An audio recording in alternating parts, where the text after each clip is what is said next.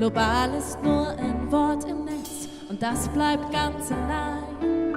Erst wenn es weltweit sich verknüpft, alle heute jede Farbe schlüpft, kann es solidarisch sein. Wo Gott ist, fängt die Zukunft an und endet niemals mehr. Wo ein Geheimnis auch Geheimnis bleibt und sich nur durch sich selbst beschreibt, gibt absolut statt ungefähr.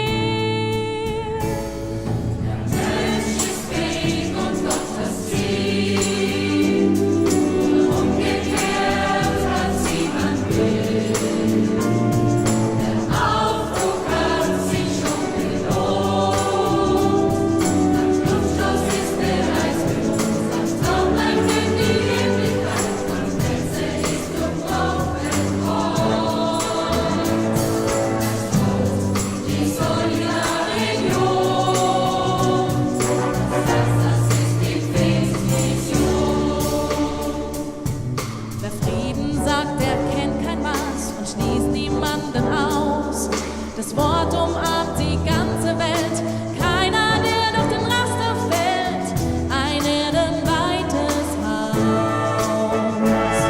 Allen Sprachen eine Sprache, allen Völkern Recht und Raum. Kein Ich ohne Bruder Abel, Pfingsten und nicht länger Babel, alle Wurzeln braucht ein Baum. Mensch ist Weg und Gott das Ziel.